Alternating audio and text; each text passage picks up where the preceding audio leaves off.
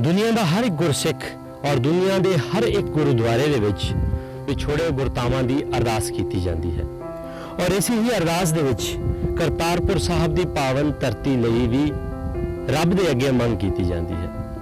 ਮੈਨੂੰ ਅੱਜ ਦੱਸਦਿਆਂ ਹੋਇਆਂ ਬਹੁਤ ਹੀ ਖੁਸ਼ੀ ਹੋ ਰਹੀ ਹੈ ਕਿ ਕਰਤਾਰਪੁਰ ਸਾਹਿਬ ਵਾਸਤੇ ਜੋ ਇੱਕ ਪੁਲ ਬਣਾਇਆ ਗਿਆ ਸੀ, ਅੱਜ ਉਹ ਪੁਲ ਮੁਕੰਮਲ ਹੋ ਚੁੱਕਿਆ ਹੈ।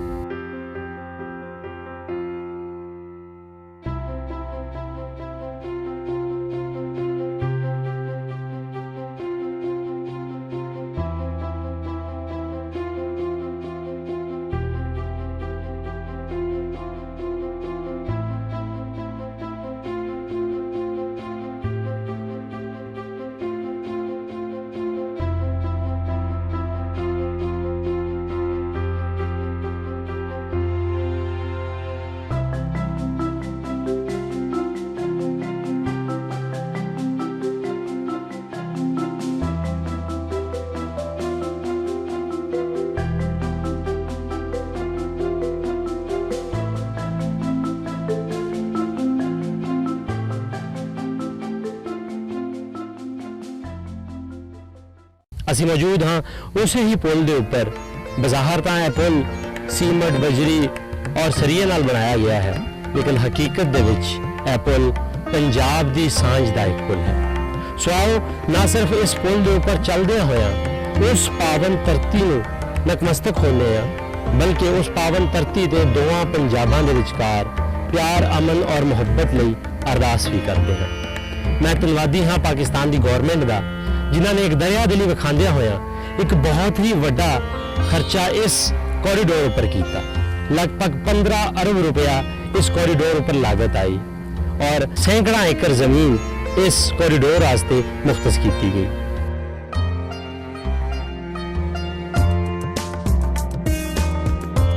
वाहिगुरू जी का खालसा, वाहिगुरू जी की फतेह। गुरु रूप प्यारी साध संगत जी, आप आज गुरुद्वारा दरबार साहब श्री करतारपुर साहब ਦੇ ਦਰਸ਼ਨ ਕਰਨ ਲਈ ਆਏ ਹਾਂ। ਇਹ ਉਹ ਸਥਾਨ ਹੈ ਜਿੱਥੇ ਗੁਰੂ ਨਾਨਕ ਪਾਤਸ਼ਾਹ ਨੇ ਆਪਣੀ ਜ਼ਿੰਦਗੀ ਦਾ ਇੱਕ ਲੰਮਾ ਸਮਾਂ ਬਤੀਤ ਕੀਤਾ ਔਰ ਇਹਨਾਂ ਇਸੇ ਹੀ ਜਗ੍ਹਾ ਤੇ ਜੋਤੀ ਜੋਤ ਸਮਾਏ।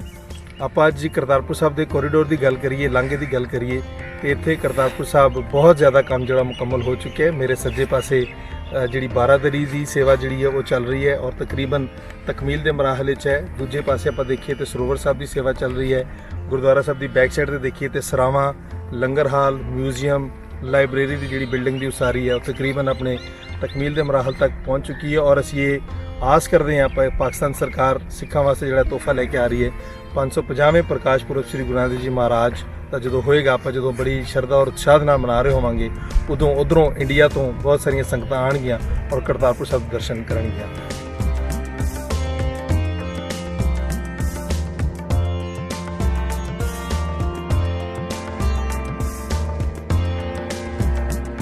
करतारपुर साहब विखे जो गुरु नानक पातशाह ने बख्शिश की, जो अकाल पुरख वाहिगुरू जी ने बख्शिश की और पाकिस्तान की सरकार ने, पाकिस्तान के प्राइम मिनिस्टर इमरान खान साहब ने, पाकिस्तान के chief of army staff general Kamarjit Bajwa साहब ने इत्थे नवंबर 2018 जाके जो उद्घाटन किया करतारपुर साहब कोरीडोर का, अज तुसीं देख रहे हो कि उसका तकरीबन 90% काम मुकम्मल हो चुका है। जो गुरु घर की एक्सटेंशन है, जिस दे विच इत्थे तीनों पासे बारादरी है, जिस दे विच इत्थे लंगर हाल है, जिस दे विच इत्थे म्यूजियम है, जिस दे विच इत्थे गुरु घर सरोवर है, इत्थे बहुत बड़ा लंगर हाल है, नवा दीवान स्थान है। उन्होंने बिल्डिंगों के काम 90% मुकम्मल हो चुके हैं। हुण आखिरी मरहले ते हन जिथे तुसीं देख रहे होगे मार्बल भी लगना शुरू हो गया है, टाइल भी लगनी शुरू हो गई है, टूटियां पानी छड़ी का काम शुरू हो गया है, बिजली का काम शुरू हो गया है। और जो साडी सरकार ने 12 नवंबर जो गुरु नानक देव जी महाराज का 550वां प्रकाश गुरपुरब आ रहा है, उसका जो वादा किया है कि पूरी जगत दी जिहड़ी सिख संगतां हैं, पाकिस्तान की सरकार उन्होंने करतारपुर साहब कोरीडोर गिफ्ट करेगी। मैं उस अकाल पुरख वाहिगुरू ते गुरु नानक पातशाह ते उम्मीद करता हाँ कि असीं उस वादे ते पूरे उतरांगे जी।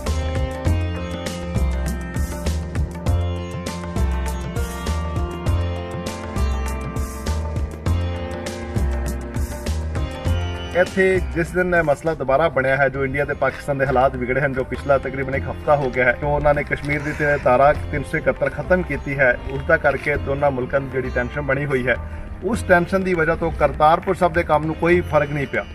ਉਸੇ ਤਰ੍ਹਾਂ ਜੋ ਅੱਜ ਤੋਂ ਹਫ਼ਤਾ ਪਹਿਲੇ ਕੰਮ ਜਿਸ ਤਰ੍ਹਾਂ ਚੱਲਦਾ ਸੀ, ਰਾਉਂਡ ਦਾ ਕਲਾਕ 24 ਘੰਟੇ ਕੰਮ ਚੱਲਦਾ ਸੀ, ਉਸੇ ਹੀ ਤਰ੍ਹਾਂ ਅੱਜ ਵੀ ਉਸੇ ਹੀ ਤਰ੍ਹਾਂ ਚੱਲ ਰਿਹਾ ਹੈ। ਉਸ ਸਪੀਡ ਦੇ ਵਿੱਚ ਕੋਈ 19-20 ਦਾ ਵੀ ਫਰਕ ਨਹੀਂ ਆਇਆ ਔਰ ਸਾਡੀ ਸਰਕਾਰ ਨੇ, ਸਾਡੇ ਪ੍ਰਾਈਮ ਮਿਨਿਸਟਰ ਸਾਹਿਬ ਨੇ, ਸਾਡੇ ਫਾਰਨ ਮਿਨਿਸਟਰ ਸਾਹਿਬ ਨੇ ਕਹਿ ਦਿੱਤਾ ਹੈ, ਉਸੇ ਦਿਨ ਹੀ ਕਹਿ ਦਿੱਤਾ ਹੈ ਕਿ ਬਾਕੀ ਜੋ ਹੁੰਦਾ ਹੈ ਬੰਦ ਹੋ ਜਾਵੇ, ਲੇਕਿਨ ਕਰਤਾਰਪੁਰ ਸਾਹਿਬ ਕੋਰੀਡੋਰ ਬੰਦ ਨਹੀਂ ਹੋਏਗਾ।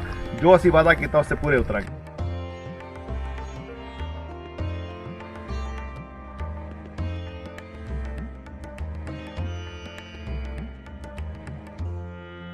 ਮੇਰੇ ਸੱਜੇ ਪਾਸੇ ਜਿਹੜਾ ਤੁਸੀਂ ਦੇਖ ਰਹੇ ਹੋ ਇਹ ਬਾਰਾਦਰੀ ਹੈ, ਦੂਜੇ ਪਾਸੇ ਜਿਹੜਾ ਹੈ ਉਹ ਲੰਗਰ ਹਾਲ ਦੀ ਬਿਲਡਿੰਗ ਦੀ ਉਸਾਰੀ ਹੋ ਰਹੀ ਹੈ।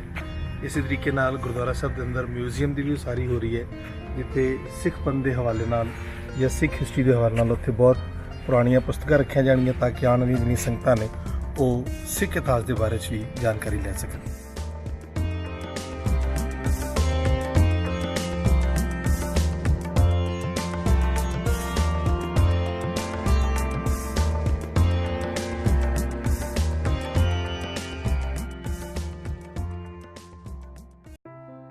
जी एक एंट्री गेट है, एक एंट्री उस साइड गई, एक गेट उस पासे और एक गेट इस पासे। ठीक है, 4 एंट्री पॉइंट होंगे। वो जो सामने गेट है जी संगत इंडिया तो आएगी उस गेट तो उन्होंने एंट्री होएगी। ये सारी बारादरी है जी गुरुद्वारा साहब के आले दुआले है। तो यह जिस तरह पहले दसिया कि 4 एंट्री पॉइंट्स है, 1 2 3 एंड द 4th वन। ਇੱਥੋਂ ਜਿਹੜੀ ਸਾਡੀ ਲੋਕਲ ਸੰਗਤ ਹੈ ਉਹ ਇਸ ਤਰਫੋਂ ਆਏਗੀ, ਜਿਹੜੀ ਸਾਡੀ ਇੰਡੀਅਨ ਕੋਰੀਡੋਰ ਤੋਂ ਸੰਗਤ ਆਏਗੀ ਉਹ ਉਸ ਤੋਂ ਆਏਗੀ।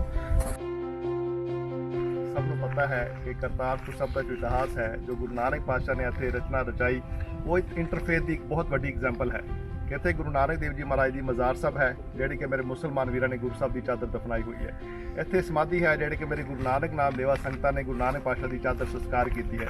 ਇਹ ਕੋਰੀਡੋਰ ਖੁੱਲ੍ਹਣ ਤੋਂ ਪਹਿਲੇ ਵੀ ਇੱਥੇ ਰੋਜ਼ਾਨਾ ਹਜ਼ਾਰਾਂ ਦੀ ਤਾਦਾਦ ਦੀ ਸੰਗਤ ਹੁੰਦੀ ਸੀ। ਹਿੰਦੂ ਵੀ ਆਉਂਦੇ ਸਨ, ਮੁਸਲਮਾਨ ਵੀ ਆਉਂਦੇ ਸਨ, ਸਿੱਖਾਂ ਨੇ ਤੇ ਆਉਣਾ ਹੀ ਹੈ, ਬਾਕੀ ਸੰਗਤਾਂ ਵੀ ਦਰਸ਼ਨਾਂ ਵਾਸਤੇ ਆਉਂਦੀਆਂ ਸਨ। ਕੋਰੀਡੋਰ ਦੀ ਵਜ੍ਹਾ ਤੋਂ ਕੰਮ ਗੁਰੂ ਘਰ ਦੀ ਐਕਸਟੈਂਸ਼ਨ ਸ਼ੁਰੂ ਹੋ ਗਈ ਹੈ, ਰੋਡ ਬਣਨਾ ਸ਼ੁਰੂ ਹੋ ਗਿਆ ਹੈ, ਰੋਡ ਬਣ ਚੁੱਕਿਆ ਹੈ। ਲੇਕਿਨ ਅੱਜ ਵੀ ਇੱਥੇ ਸਾਡੇ ਕੋਲ ਕਾਫੀ ਤਾਦਾਦ ਦੇ ਮੁਸਲਮਾਨ ਵੀਰ ਆਉਂਦੇ ਨੇ, ਸਾਡੇ ਕੋਲ ਕ੍ਰਿਸਚਨ ਵੀਰ ਆਉਂਦੇ ਨੇ। ਉਹਨਾਂ ਦੇ ਦਿਲ 'ਚ ਕੋਈ ਤਫਰਕਾ ਨਹੀਂ ਹੈ, ਕੋਈ ਨਫ਼ਰਤ ਨਹੀਂ ਹੈ ਕਿ ਕਿਉਂ ਹੋ ਰਿਹਾ। ਖੁਸ਼ ਹੋ ਰਹੇ ਨੇ ਕਿ ਚਲੋ ਸਾਡੇ ਸਿੱਖ ਵੀਰਾਂ ਨੂੰ, ਜੋ ਸਿੱਖ ਵੀਰਾਂ ਦੀ ਬੜੀ ਦੇਰ ਤੋਂ ਮੰਗ ਸੀ, ਉਹ ਪਾਕਿਸਤਾਨ ਦੀ ਸਰਕਾਰ ਨੇ ਪੂਰੀ ਕਰਨ ਦੀ ਕੋਸ਼ਿਸ਼ ਕੀਤੀ ਹੈ। ਉਹ ਖੁਸ਼ ਹੁੰਦੇ ਹਨ ਜੀ।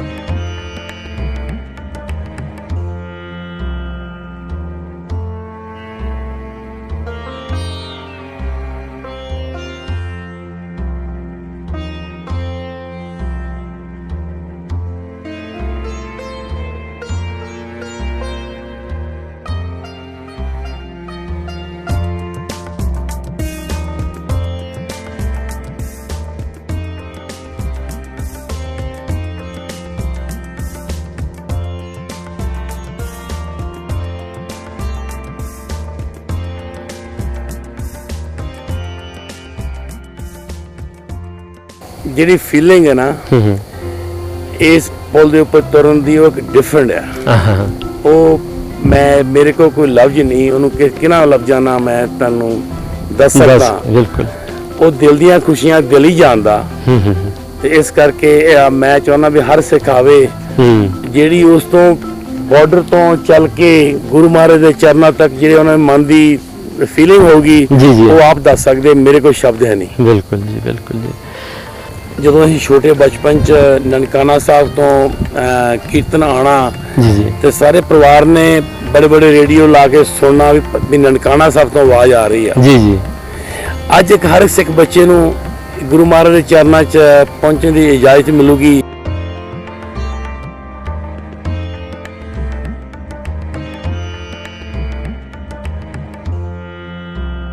ਸੋ ਮੈਂ ਪਾਕਿਸਤਾਨ ਸਰਕਾਰ ਨੂੰ ਔਰ ਬਿਲਖਸੂਸ ਜਨਰਲ ਕਮਰ ਜਵੇਦ ਬਾਜਵਾ ਸਾਹਿਬ ਦਾ ਧੰਨਵਾਦ ਕਰਦਾ, ਸ਼ੁਕਰੀਆ ਅਦਾ ਕਰਦਾ ਕਿ ਜਿਨ੍ਹਾਂ ਨੇ ਇੱਕ ਦੇਰੀਨਾ ਖਾਹਿਸ਼ ਜਿਹੜੀ ਕਿਸੇ ਕੌਮ ਦੀ ਸੀ ਔਰ ਜਿਹੜੀਆਂ ਸਾਡੀਆਂ ਅਰਦਾਸਾਂ ਸਨ ਕਿ ਖੁੱਲੇ ਦਰਸ਼ਨ ਦਿਦਾਰੇ ਸਿੱਖ ਕੌਮ ਨੂੰ ਮਿਲਣ, ਉਹ ਅਰਦਾਸਾਂ ਗੁਰੂ ਨਾਨਕ ਪਾਤਸ਼ਾਹ ਨੇ ਸਾਡੀਆਂ ਕਬੂਲ ਕੀਤੀਆਂ। ਔਰ ਪਾਕਿਸਤਾਨ ਸਰਕਾਰ ਨੇ, ਜਨਰਲ ਕਮਰ ਜਵੇਦ ਬਾਜਵਾ ਸਾਹਿਬ ਨੇ ਸਾਡੀ ਉਸ ਬੇਨਤੀ ਨੂੰ ਸਾਹਮਣੇ ਰੱਖਦੇ ਹੋਏ ਕਰਤਾਰਪੁਰ ਸਾਹਿਬ ਦੇ ਲਾਂਘੇ ਦੀ ਇਜਾਜ਼ਤ ਦਿੱਤੀ ਹੈ, ਲਾਂਘਾ ਖੋਲ੍ਹਣ ਦੀ ਇਜਾਜ਼ਤ ਦਿੱਤੀ ਹੈ। ਔਰ ਜਦੋਂ ਆਪਾਂ 550ਵਾਂ ਪ੍ਰਕਾਸ਼ ਪੁਰਬ ਮਨਾ ਰਹੇ ਹੋਵਾਂਗੇ ਤੇ ਬਹੁਤ ਸਾਰੀਆਂ ਮੁਬਾਰਕਾਂ ਔਰ ਬਹੁਤ ਸਾਰੀਆਂ ਵਧਾਈਆਂ ਪਾਕਿਸਤਾਨ ਸਰਕਾਰ ਵਾਸਤੇ ਵੀ ਹੋਣਗੀਆਂ ਔਰ ਪੂਰੇ ਸਿੱਖ ਜਗਤ ਵਾਸਤੇ ਵੀ ਹੋਣਗੀਆਂ ਕਿ ਲਾਂਘੇ ਦੀ ਜਿਹੜੀ ਸੇਵਾ ਹੈ ਉਹ ਚੱਲ ਰਹੀ ਹੈ ਔਰ ਲਾਂਘਾ ਜਿਹੜਾ ਖੁੱਲ੍ਹ ਜਾਏਗਾ।